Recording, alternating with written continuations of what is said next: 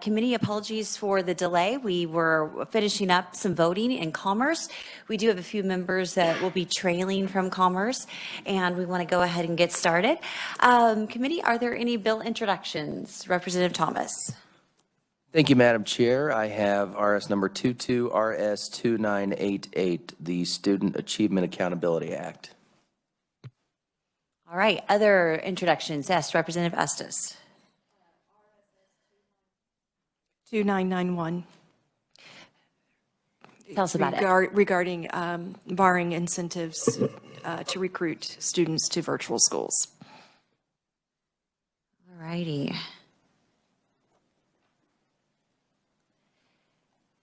And committee, I'd like to introduce RS 2495. It is the Parents' Bill of Rights and Parents' Transparency Portal.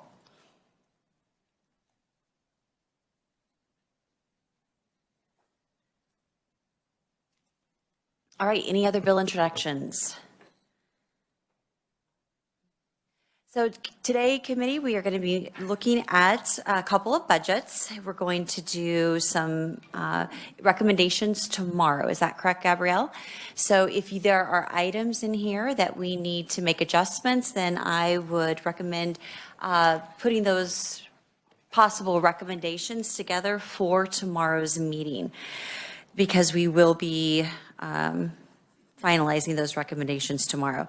So let's go ahead and begin. We'll start with the Kansas State School for the Blind, and then we'll go to the Kansas State School for the Deaf. Our conferees are online today, and Gabrielle will start us with an overview of the School for the Blind. Good afternoon, committee.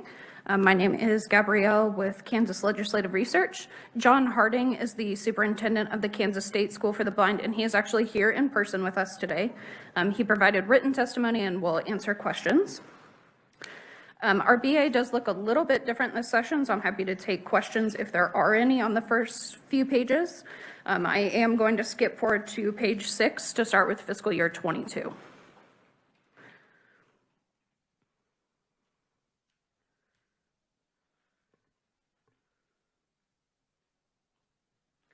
Okay, at the top of the page, the 2021 legislature approved expenditures of $7.8 million, including $5.8 million SGF for the Kansas State School for the Blind for fiscal year 2022, and no adjustments were made subsequently to that amount. On the same page, in the middle of the page, the agency requests a revised estimate of $7.8 million, including $5.8 million SGF in fiscal year 2022. That's an all funds increase of a little over $103,000, but an SGF decrease of a little over $13,000 from the amount approved by the 2021 legislature. The revised estimate includes an operating budget of $7 million, including $5.8 million SGF. And the agency estimate includes two adjustments listed on page 6. The first is general fee fund increased expenditures. The agency's revised estimate includes an increase of a little over $106,000 in general fee fund expenditures. That fund revenues and expenditures fluctuate based on student needs. Also on page 6, the agency's revised estimate includes other adjustments totaling a decrease of a little over $3,000 from all funds, and that includes an SGF decrease of a little over $13,000 below the amount approved by the 21 legislature. The revised estimate also includes a capital improvement budget of $919,504, all from the state institutions building fund, and that is the same amount as approved by the 2021 legislature. And finally, the agency estimate includes 81.5 FTE positions, which is also the same as the approved amount. At the bottom of page 6, the governor recommends total expenditures of $7.9 million, including $5.8 million SGF. That's an increase of $12,533, all SGF. And on page 7, you'll see that increase is entirely due to the nurse base pay increase. The governor included that amount to implement the 24/7 pay initiative recommended by the Spark Task Force and approved by the State Finance Council. The plan provides temporary base pay increases for hourly and salaried staff, pay differentials for hourly personnel, and one-time premium pay allocations up to $3,500 for salaried staff. The governor's recommendation includes the capital improvement budget of $919,504, which is unchanged from the revised estimate. And the governor's recommendation also includes 81.5 FTE positions, which is also unchanged from the agency's revised estimate. And I can pause there for questions on fiscal year 22.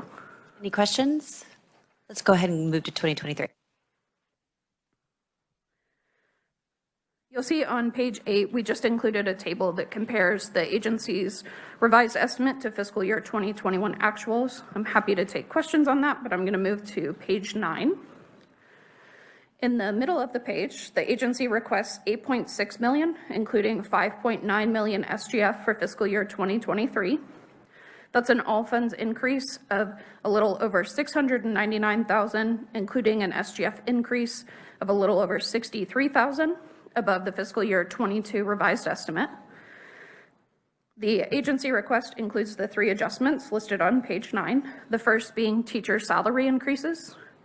Pursuant to KSA 76-11A16, which requires teachers at the Kansas State School for the Blind to be paid the same as teachers at USD 233 Olathe in the prior year.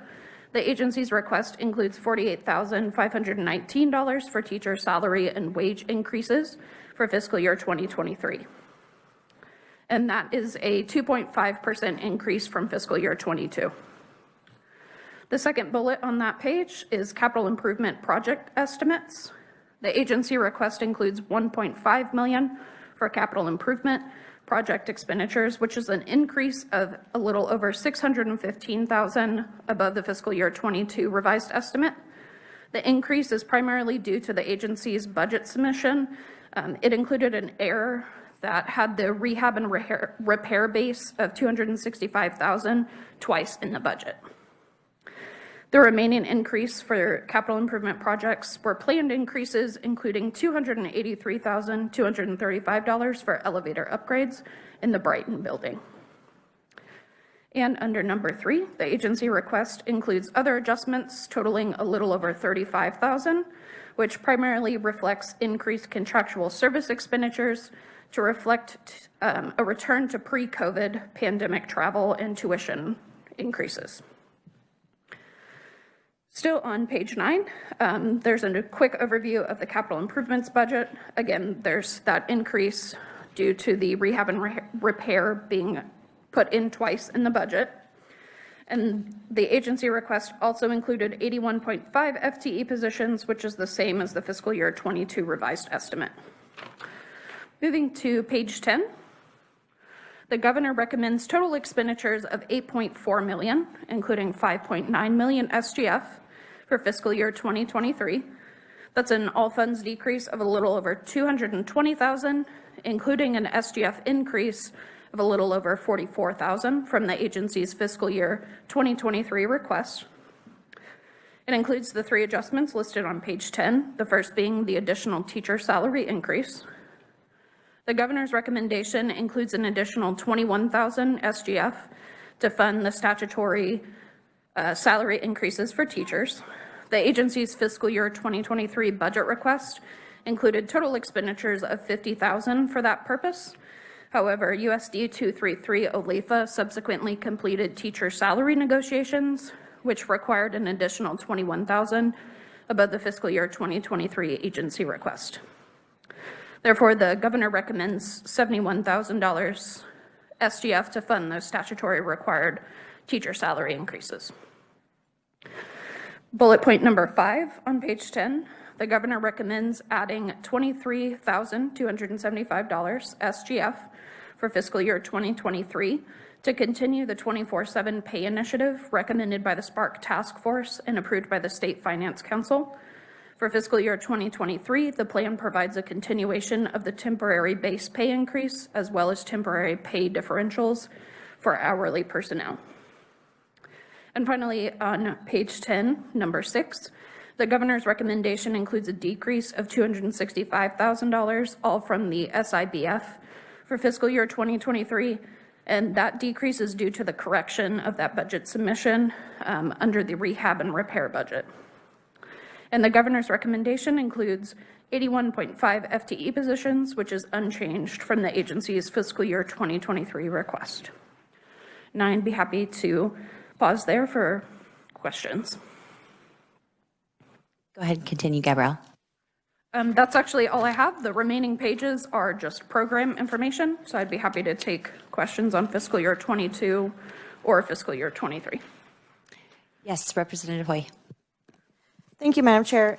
Looking at the statute for teacher and licensed professional pay to be on comparable to Olathe School District, what about the non-licensed staff? Would they be included in the 5% statewide adjustment for pay increases, or could you please explain to me how that works for non-licensed staff?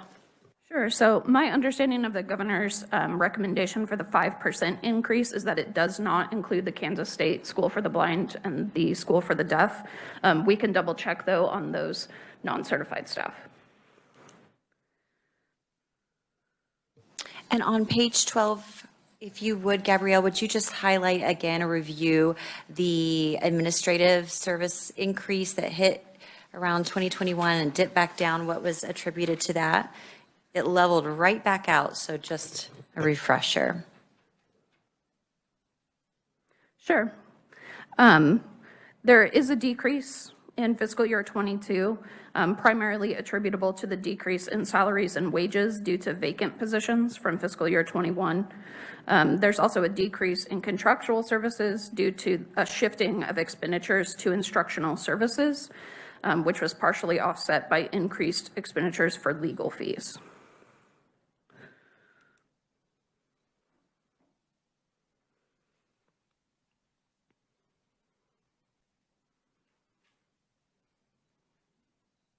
Thank you. Any other questions? Yes, Representative Johnson. Thank you, Madam Chair. This, just to help me as background, on page 9, this is the first time I had read that the salaries had to be what was for Olathe schools. And I looked up that statute. I guess with the School for the Blind being in Kansas City, Kansas, I didn't know why they selected Olathe for both schools, or do anybody know background on that, or? We can definitely look into it. I don't know off the top of my head the background on why Olathe was chosen, but if the agency doesn't know that today, then I'll follow up with you. It's not a critical, I was just curious. Thank you. It may be one of our superintendents can enlighten us, but it may be also the proximity, and you can do that in your testimony. It may be the proximity to the School of the Deaf. So it's a one possibility. If there are no other questions, then Gabrielle, thank you very much. We'll see you in a few minutes. And we would like to welcome Superintendent Harding. Thank you for being here today. Thank you, Madam Chair and committee. I appreciate your time. I want to thank you for allowing me to submit testimony. I'm John Harding, Superintendent School for the Blind. And just to express our sincere appreciation for the state's commitment to our school and students across Kansas who are blind or visually impaired. I'm here to ask that you concur with the governor's budget recommendations for fiscal year 2023. We offer what no other school in Kansas can provide, 32 high-quality vision teachers. We serve over 800 kids in one way or another each year. We have over 120 school districts we serve in 67 counties. And since I was here last time, we actually have more students on campus. These are students who cannot be educated in their home schools or communities who come to us for services at our school. We provide rural areas with low cost or free services and programs that really can't be found anywhere else. Vision-specific professional development, mentorship. We offer summer school programs both in Hayes and in Kansas City, Kansas. Braille materials, computer science classes, STEM workshops from our mobile unit, and online instructions for students who need math in an accessible format. So we're able to attract some of the best and brightest teachers in this state and place them strategically through our field services where they can serve communities and students in rural parts of our state. We're very proud of what we've done to reimagine our spaces. Our Makerspace is a one-of-a-kind program that demonstrates what students can do and accomplish when high expectations are combined with high-tech equipment. So we're very proud of that. We design accessibility features into this equipment so that our students can become makers, dreamers, and creators like all other students. Our private partnerships and community donors continue to expand, but we cannot serve as many students or schools without the support and generosity of our state. I just would ask again that you support the governor's recommendation for fiscal year 2023 for the School for the Blind. And thank you again for your consideration and allowing me to present a testimony. I will stand for questions, Madam Chair. All right, great. Questions? And to Representative Hoy's question, I know, I'm sorry. Okay, I was going to just say that I know for the School of the Deaf, they actually did give pay increases because they did not have, they had problems retaining, and so they gave about a 10% pay increase for the School of the Deaf, and I believe that for the School of the Blind, Superintendent Harding or Gabrielle can mention your, I don't know if you gave increases, but you did not have loss in employment. Is that correct? I think specific to Representative Hoy's question, the non-certified staff at both schools would be included in the governor's recommendation for the 5% increase. The only excluded staff would be certified. And as I mentioned, it was 10% pay increase for the other school that we're about ready to do for dorm and paraprofessional staff salary increases. And it'll actually outline there. So it took them from $10 to $1 more, $11 an hour. So, okay, question on shrinkage rate. What is your shrinkage rate? To be perfectly honest with you, I don't know. I'd have to come back and give you that information. If I could just address the previous question, Madam Chair. What's difficult for us, I know at both, I will let Luann talk for the School for the Deaf, but what's particularly difficult is finding and retaining workers for our residential program. That requires afternoon staff and then overnight staff as well. And we found it particularly challenging to retain and recruit staff to maintain safety in the residential program. So it's an ongoing struggle for us. So then back to the original question from Representative Hoyle, and Gabrielle answered, they did receive a 5% pay increase, the paraprofessionals, initially from the governor's budget last year.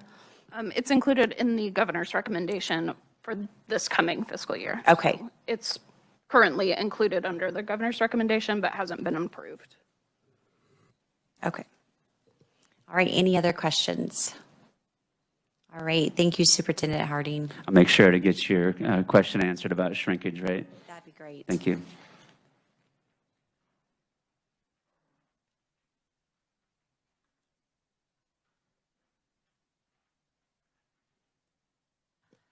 All right, committee, Kansas State School for the Deaf.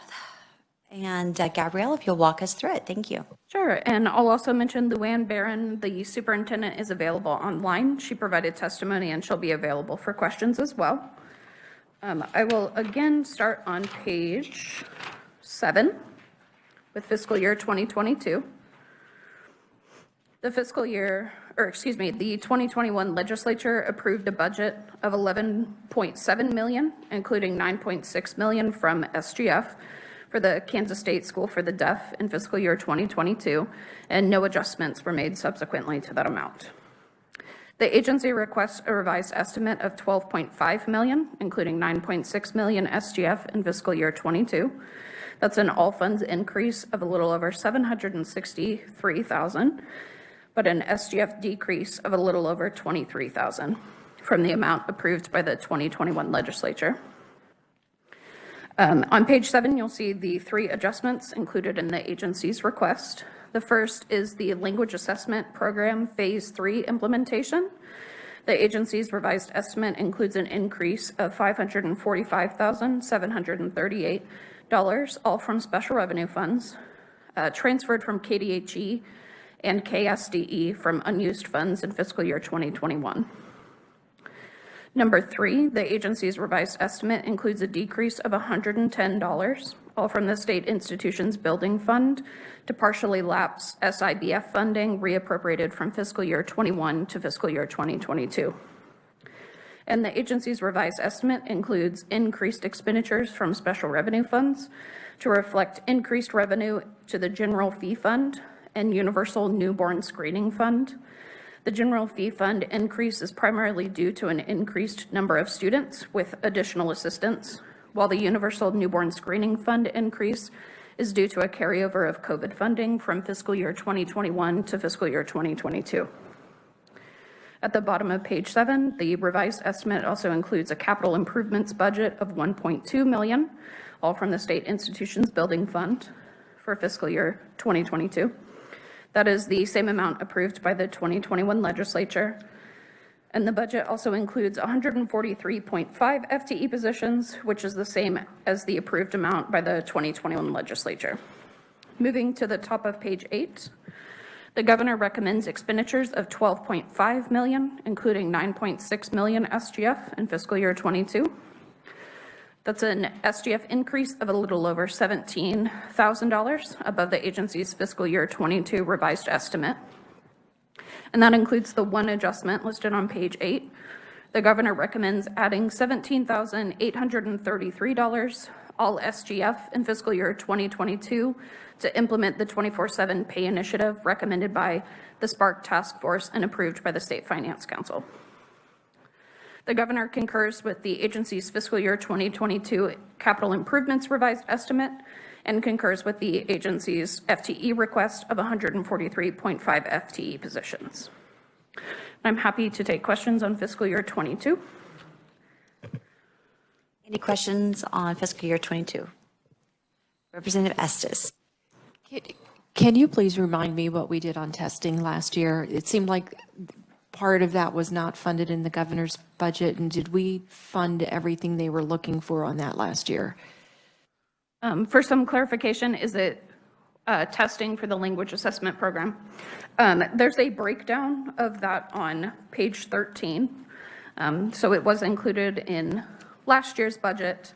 KSDE requested $466,658 to implement phase 3 of the language assessment program. The past 2 phases, there was a collaboration between KDHE, KSDE, and the Children's Cabinet. The legislature instructed them to fund it without SGF monies. So KDHE and KSDE agreed to provide the funding for phase 3 in fiscal year 22.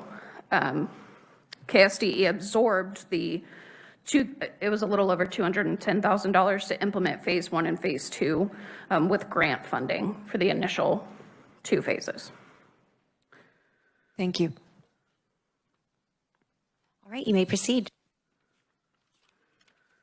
Back on page 10, the agency requests $13.1 million, including $10.4 million SGF for fiscal year 2023. That's an all funds increase of a little over $585,000, including an SGF increase of just over $856,000 above the fiscal year 22 revised estimate. The agency request includes an operating budget of $11.6 million, including $10.4 million SGF. The agency request includes the adjustments listed on page 10 and page 11. The first is an enhancement request for dorm and paraprofessional salary increases. That request includes $112,820 all SGF for a 10% increase for dorm and para staff salaries. The second is the enhancement for the language assessment program phase 3. The agency request includes a little over $466,000 SGF to fund phase 3 of the language assessment program for fiscal year 2023. That request includes salary and wage expenditures, contractual services, and it includes $545,738 all special revenue funds to reflect a one-time transfer from KDHE and KSDE to fund the language assessment program phase 3. And that was pursuant to an agreement between the agencies that was initiated by the Senate Committee on Education during the 2021 session. Under bullet number 3, the agency request includes $192,207 all SGF to fund phase 4 of the language assessment program beginning in fiscal year 2023. That includes salary and wage and contractual service expenditures. At the bottom of page 10, similar to the School for the Blind, the agency requested $75,000 and $75,094 for teacher salary wage increases for that statutory teacher salary increase. At the top of page 11, the agency request includes an increase of a little over $323,000 all SIBF to reflect capital improvement expenditure increases. That's primarily due to a planned classroom renovation and increased repair and rehab costs. And finally, the agency request includes an all funds decrease of a little over $584,000 and an SGF increase of just over $9,000 from the fiscal year 2022 revised estimate to reflect other adjustments. The all funds decrease primarily reflects the end of one-time funding from KDHE and KSDE in fiscal year 2022 for that language assessment program phase 3. Page 11 also shows the capital improvements budget of $1.5 million all SIBF, and the agency request included 143.5 FTE positions, which was unchanged from the fiscal year 22 revised estimate. Still on page 11, the governor recommends expenditures of $12.5 million, including $9.9 million SGF for fiscal year 2023. That's an SGF decrease of a little over $569,000 below the agency's fiscal year 2023 request. And that's due to the adjustments listed on page 11. The first being the nurse base pay increase. The governor recommends adding a little over $33,000 SGF for fiscal year 2023 to continue the 24/7 pay initiative recommended by the SPARK task force and approved by State Finance Council. The governor's recommendation also includes $56,010 SGF to fund the statutory teacher salary increases, with total expenditures for that purpose of $131,010 SGF. Bullet number 9, the governor does not recommend the agency's enhancement request for the language assessment program phase 3. And bullet point number 10, the governor does not recommend the agency's enhancement request for the language assessment phase 4.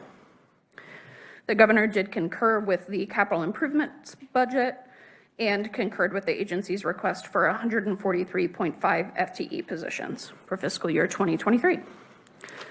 The next couple of pages do have a breakdown of the language assessment program for your review, and I'm happy to take questions on the budget as a whole. All right, thank you, Gabrielle. I'm going to be referring some language assessment plan questions for Craig in a minute, but questions for Gabrielle. Representative Hoy. Thank you, Madam Chair. I would just like to clarify then, because in this budget, it's teachers, licensed professionals, the dorm and paraprofessionals and nurse adjustments are included in this, but then any other non-licensed employees outside of those categories would get the 5% statewide adjustment. Do I have that correct? That's correct. Thank you. Thank you, Madam Chair. Any other questions for Gabrielle? All right, so Craig, would you mind answering some questions about the learning and assessment plan and the funding? Or John, if you want to send John up. Okay, John would be fine. Yeah, John Hess misses this committee and just relishes the opportunity to explain once again. So John, okay, so let's talk about this language assessment plan. I am looking at page 13 where this committee, along with the appropriations committee, directed that this, the LAP could be funded in the future without additional SGF money. And so we asked that the Children's Cabinet, KDHE, KSDE, get together, KSSD, get together and come up with a plan. And I don't see a plan. I see an agency request, and I know in the past, the agency makes the request based on need. They're not looking at where or how we could fund it. So I think there isn't a plan proposed. There are monies to be had, certainly a lot of new increases in our school districts. I'd like this to be a fee for service for the school districts, where they pay a fee for the LAP for individual students. And I wanted to know why that wasn't brought to this committee as an alternative. Madam Chair, I would defer to the agency's testimony, which I believe offers such an alternative. But I can speak to last year's I would emphasize that last year's agreement between the School for the Deaf, KSDE, and then KDHE was at the time and was reported to the legislature as a temporary one-year solution because of available funds, pardon me, funds that were available because of decreases in other expenditures due to COVID-19. So for example, KSDE had funds available to $200,000 due to decreased travel costs by agency staff, since agency staff during the last fiscal year were doing a lot of their work with local school districts virtually via Zoom, that type of thing, instead of physically traveling out to school districts. There was some saved costs there that we were able to repurpose for that. But I believe the agency, we have met with the agency in the last couple of weeks and have had discussions with them about fee for service. I will emphasize one of the tricky things about this is when you go look at the statute, the underlying statute for this is it says services for birth through up to age 3 shall be provided through the IDEA Part C program, which is housed at KDHE, and then the 3 through 8 addresses school districts. One of the tricky things is that according to KDHE, I can't speak to the details of them, but in the meetings that we've had, the 3 agencies together, KDHE has indicated that this year and going forward, they are maxed out on their federal IDEA Part C funding and the state match for it. And so they don't have the resources available to help with that right now. We have, but when it comes to school-age children, birth 3 through 8, we have talked to the School for the Deaf about establishing a fee-for-service structure, and I believe their testimony does bring that up as a possibility, and including potential language that could be inserted into the appropriations bill to help provide that statutory or some authority for the school to do that. Okay, I am sure you're accurate that it is in here. I do not see it. I only saw that the School for the Deaf analysis had it as SGF. But I don't see it in here, but I am sure you're right, it's in there. Madam Chair, I believe it's on starting in the middle of the second page on the School for the Deaf's testimony. There's possible alternative solution, and it goes from there down. I cannot speak to, and then the recommended language is on the next page. I cannot speak to the KDHE budget and what may or may not be needed to support it. So Okay, we don't have this one. I downloaded it from the website, so it's on the website. Okay. All right, so I'm not crazy, but yes, awesome, no worries on that. We'll just get the updated version. Madam Chair, besides that, I would defer to the agency itself to speak about some of those Absolutely. other things. But these are the discussions that we have had with the School for the Deaf, and we have had those discussions about establishing a fee-for-service structure. But that structure is dependent upon figuring out exactly what expenditures are going to be needed and what dollar amount needs to be covered by a fee-for-service structure as well. Has that been clearly determined? Because we are to provide recommendations tomorrow. Madam Chair, I believe so. It mentions in the testimony there is a dollar amount that they cite. It is I would point it is based off of a smaller ask for SGF resources to cover that birth through 3 age services, but as I would say, I would defer to the agency because they came up with the cost breakdown between birth through 3 and 3 through 8. I can only speak to the conversations that we've had as a collective group.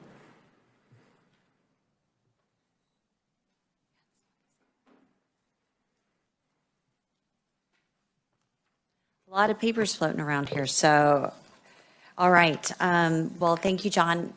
We may have more questions. Thank you very much. Other questions for Gabrielle, John, before we go to testimony? All right.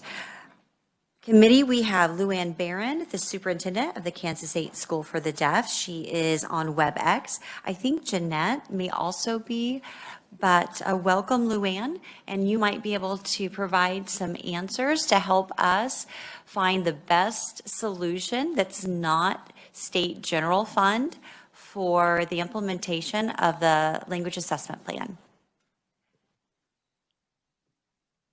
Oh, yes. Good afternoon, Madam Chair and committee.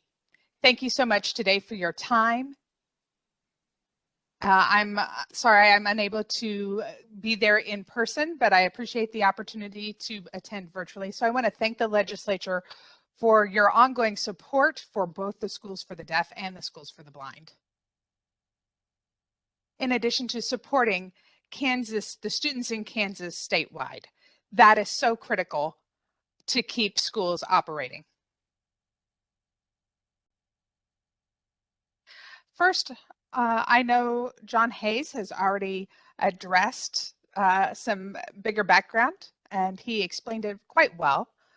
So there may be some repetition in terms of hitting the highlights in terms of what John just answered previously. First, I want to request that you concur with the governor's recommendations for fiscal year 2023 in terms of our budget request. We request those enhancements to implement phase 3 and phase 4 of our language assessment program, or LAP. Those were things that the governor did not recommend. The written testimony that I provided has specific numbers, and I'm going to give you a more background in terms of the request for these enhancements. And the reasoning behind requesting those enhancements come from SGF, as well as present an alternative solution that John just mentioned. So I'm asking for enhancement dollars for phase 3 and phase 4 of the language acquisition program. The phase 3 is $466,658, and phase 4 is $192,207, for a grand total of $658,865. As you know, in 2016, the legislature, both the House and Senate, unanimously passed KSA 75-5397E. This mandates that every child birthed through age 8 who are deaf, hard of hearing be assessed annually to ensure that they're meeting age-appropriate linguistic milestones and developing language skills. The Kansas School for the Deaf was designated as the lead agency to establish and administer the statewide language assessment program in compliance with state law. Since 2017, and up to our recent 2021 report in terms of the results of the assessments, we have assessed 250 children ages birth to 3, and we are unable to complete phase 3. So our current recommendation is 2 potential scenarios or proposals.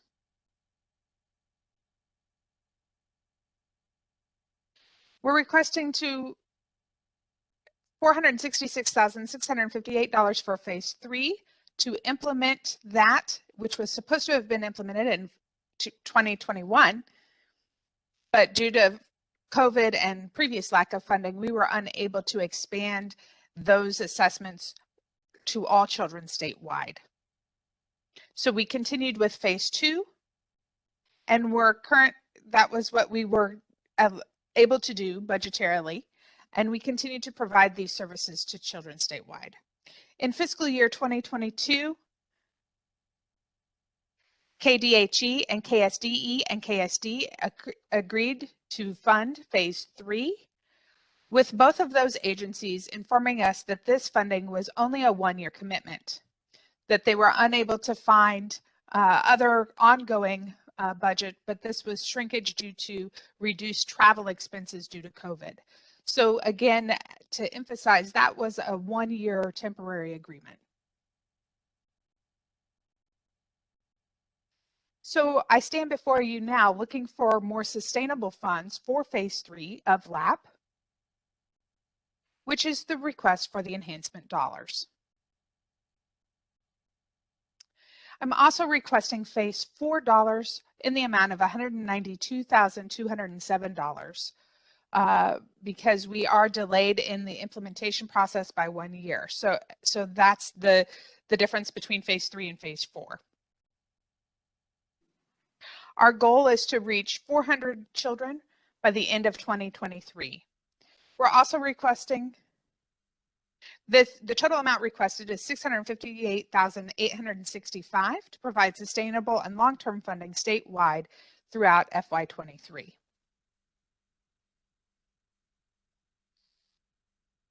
So the LAP program has been implemented in phases. We hope to implement phase 5 next year with the additional funds. The reason we are requesting one large enhancement fund from SGF to fully fund the program is to provide more permanent and sustainable funding to the program, and we think that's the best solution. It would allow KSD to provide more ongoing operations statewide and ensuring that no child falls through the cracks. The responsibility on KSD to safeguard and protect the success of this program is also contributed to by these funds. In implementing phase 3, 4, and into phase 5, it will ensure that all children are assessed as required by law. In partnership with the University of Kansas, we are conducting research with the results of our assessments. This research is helping us to clarify how we need to prepare our interventions, provide training and experience, and provides critical collaboration with KU's research. So this allows us to provide excellent information for how to impact children's education, deaf education here in the state of Kansas. I met with agency representatives from both KSDE and KDHE just a few weeks ago. We did come up with a possible alternative solution. KSDE has suggested a possible fee-for-service structure. In that meeting, KDHE expressed some concerns about being able to help fund in terms of their current budgetary limitations. So the alternative plan, instead of fully funding through an enhancement with SGF money for phase 3 and 4, we would request a partial enhancement of $386,000 for permanent funding for birth to 3 for our language assessment program. The remaining funds for children ages 3 through 8 could be collected through us billing in a fee-for-service type manner to local school districts. For students who are 3 through 8 who are receiving special education, cooperative services, or consultation, so we could establish a fee-for-service plan in that manner. As John mentioned, in our written testimony, we included some language for this.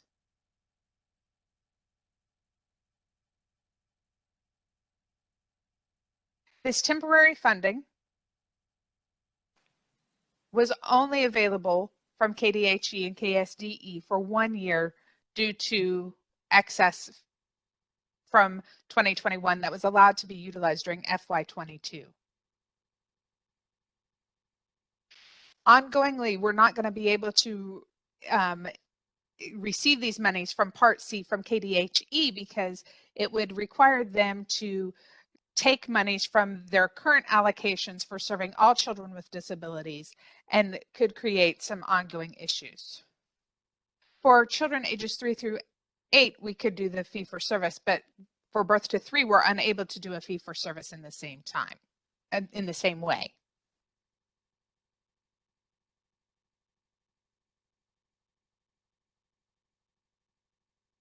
We would need to develop a standardized approach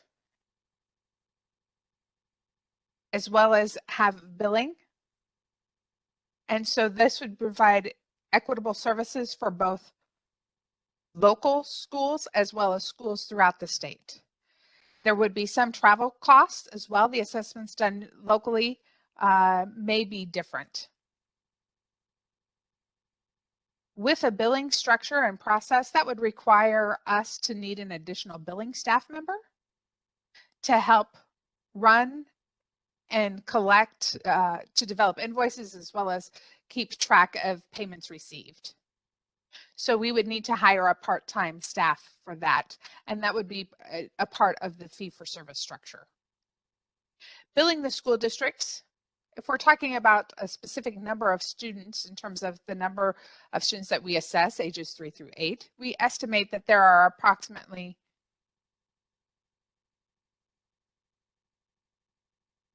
it would be a cost of $472,097 plus the $21,000 for a part-time clerk. That would come up to the amount of $493,157 that we would need to collect via fee for service. We also believe that utilizing staff from Tiny K programs in local school districts will explore that. However, we believe that those local entities across the state don't have the same training, expertise, or experience in assessing children who are deaf and hard of hearing in terms of language milestones. So we continue to be the most appropriate agency to provide these assessments statewide. Additionally, the data collected would, if we train others, would no longer be consistent in terms of validity and fidelity, which would alter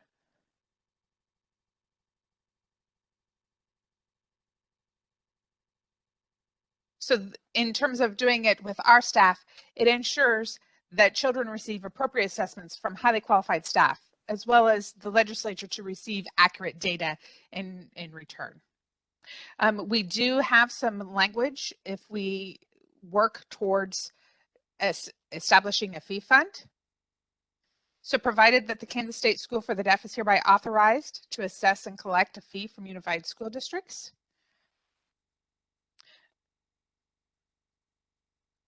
we realize that in the 4 years that we've been doing these assessments, that children do have a great deal of delays, and KSD remains committed to leading and ensuring that children are developing language according to age-appropriate milestones. So in terms of the state board, what we are asking is either an enhancement in totality of SGF or look at this possible alternative that we would request an enhancement for the Tiny K funds, the birth to 3, and then establish a fee fund for the ages 3 through 8. So those are the two possibilities that we are looking at. So again, thank you for your work. As you've supported schools, I'm open for questions at this time. Committee, what questions do you have? Okay, well, I'll ask some questions. I'm going to start off with a general question as a reminder from when we visited the Kansas School for the Deaf last year, and then I'll come into the LAP. So remind us your enrollment numbers for students that are either residential or day services. We have 151 students currently enrolled. We're down to 35 students who are residing in our dorms. That decrease is due to a lack of dorm staff. We had a great deal of turnover, as well as COVID restrictions in terms of limiting the number of students who could reside in one room. We used to be able to house upwards of 70 students during non-pandemic or during pre-pandemic times. Okay, thank you for that reminder. All right, let's talk about the language assessment program. First of all, if we look at the number of students that we're serving, and let's move to 2024, what percentage of the 772 children that are estimated for 2024 to have the program completely implemented would be under the age of 3?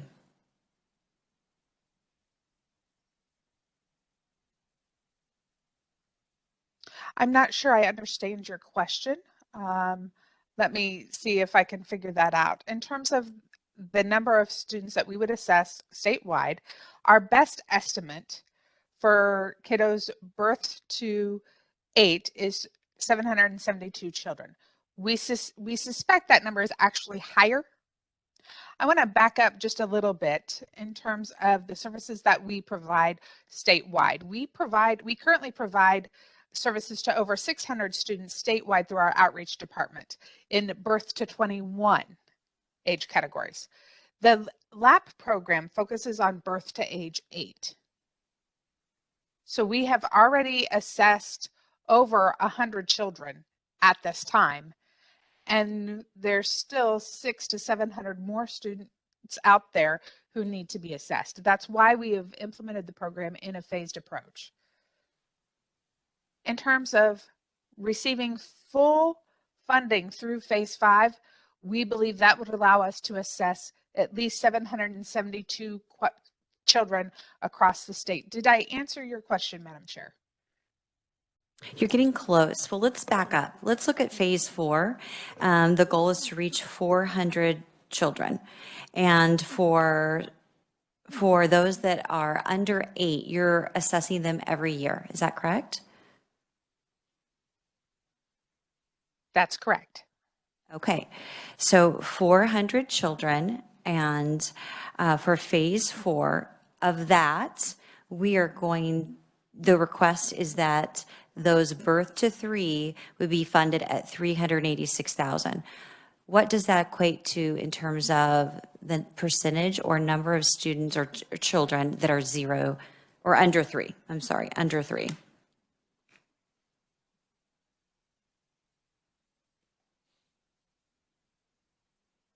Or birth to 3, pardon me. It says birth to 3 portion. I'm sorry, I don't have that information with me today, but I am happy to get that to you. That would be really, I believe we have about 250 to 300, I believe, who are birth to 3. The remaining are in the 3 to 8 category. But again, I'll get that exact information to you, Madam Chair. Okay, so that's interesting because that means that 250 to 300 of the total 400 are from 0 to 3, and then all of a sudden it's just 100 to 150 that need services. You would think it would be a little bit backwards, that you have more children between the ages of 4 and 8 by at least a year. So that's not going to end up being a good question. So the other question is, Madam when we're Chair. looking at, Madam Chair, I think I might be able to clarify. okay, So the request in terms of the enhancement dollars for the birth to age 3 category, we're requesting 300 and, let me find my numbers again. 386,000. Correct, $386,000. And from 3 to 8, the total was $492,000 through a fee for service, through a fee structure. So it is more that we would be generating for that age category 3 to 8 through a fee for service structure.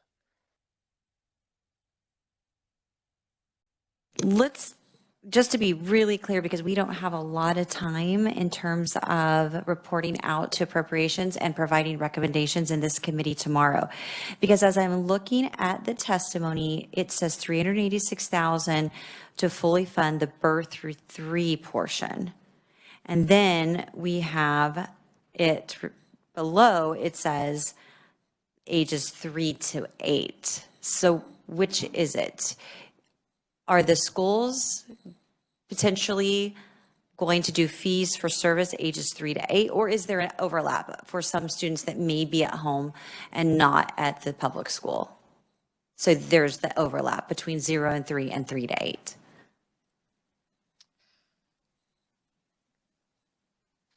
So it's birth to 2, so that age 3 may be causing the confusion. So it's birth to their 3rd birthday, so it's really up to age 2. And then Okay. 3 to 8 will be billed through a fee-for-service structure to local school districts. Okay, that helps. And then my next question is, KDHE has identified no funding for this. But I wanted to step back. In the testimony, there's mention of tiny K programs. And I wanted to know what other language assessment programs exist where hearing is assessed. I'm assuming that perhaps Tiny K also provides a hearing assessment. And if so, what advantage would there be to do 2 assessments from 2 different entities on the same child? Is that what we would be doing? So, Madam Chair, the language assessment program assesses language, not hearing. So it's the language assessment program. So we assess in both spoken English and American Sign Language, both languages. The Okay, newborn hearing screening does screen for hearing, and that is through KDHE. so there is no other screening service available except for the language assessment program plan? Correct. Yes. And Kansas School for the Deaf, we have the staff who have the background, the knowledge, the expertise in assessing deaf, hard of hearing's children's language. So in 2017, we were designated as the agency who is the most appropriate to assess this for children statewide because there was no other entity who could provide comparable services. Okay, one more question to try to figure this out. In your budget, you do receive federal funds, special education funds, you've received some pandemic funds. My question really goes to, Medicaid, does that not provide some funding for something such as the language assessment plan? Or is the language not considered medical?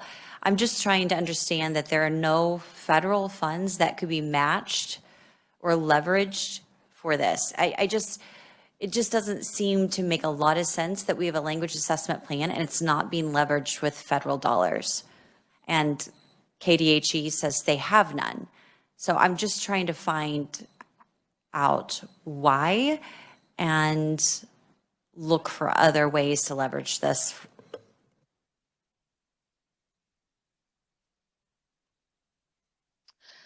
So, Madam Chair, believe me, we have tried searching for federal funds. We've looked for special funds. We've looked for grants.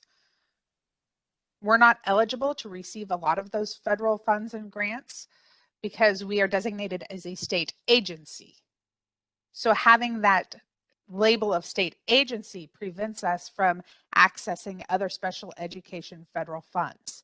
So that's why I've been coming before you these last few years because we haven't been able to find other means to fund this program. So just following up on that, and I apologize, committee, but if we're talking about individual children, each individual child, 0 to 2 and 3 to 8, and at 3 to 8, they're identified and there may be a fee for service that the school district picks up, then my question, and those students would be qualifying for special education, and they would be receiving state aid for those children. And Craig couldn't correct me if that's not accurate, because they might be in a preschool program of some kind. Again, I'm looking at you and I'm not sure if that's correct, but let's say they are, and they're receiving, then the school district is receiving special education dollars as well as the base state aid and other applicable weightings. But if we're doing that per child, could we not also per child apply for Medicaid, or is it a disallowable expense?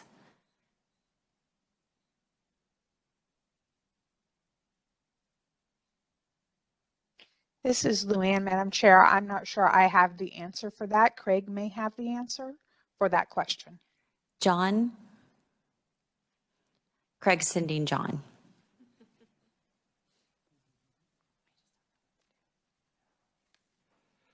Madam Chair, I do not know the rules and the regulations and all that surrounding Medicaid sufficient enough to be able to offer a answer on that. There are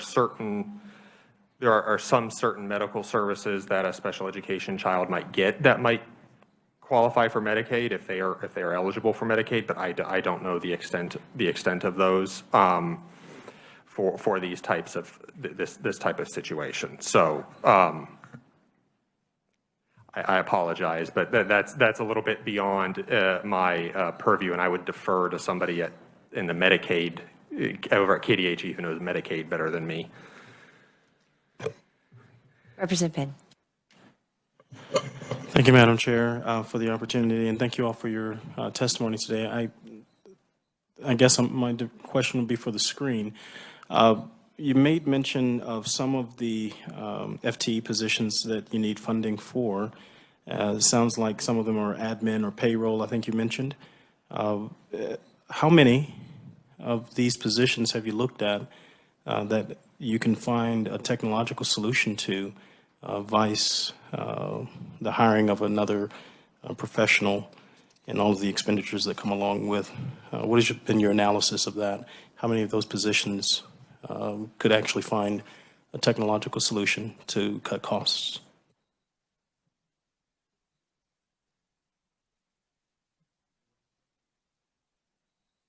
Was that question to me as the superintendent? Yes, Ms. Luann, that was for you. Okay. I'm sorry. Would you mind repeating your question, please, Representative? No worries at all. Thank you for your patience. Listen, there were a number of positions in here, FTE positions, that you were speaking on to do payroll, different things of that nature, admin types of positions. My understanding is if you can repeat a specific action, there are technological solutions out there on the economy that can perform some of those functions versus hiring a full-time person and all of the expenditures that come along with. In your analysis, how many of these positions have you found that could be ameliorated with technological solution as well for cost savings?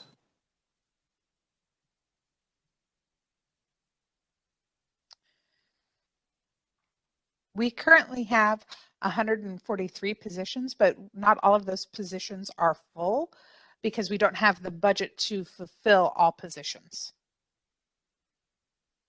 So the 123 FTE, most of those are out in the classroom. We have already absorbed I would say perhaps 6 to 7 part-time staff currently who are running our first 2 phases of the LAP program. So we've already absorbed some of that. We have maxed out our technological resources in terms of what technology can do versus what staff can do. And so that's the reason for these extra dollars.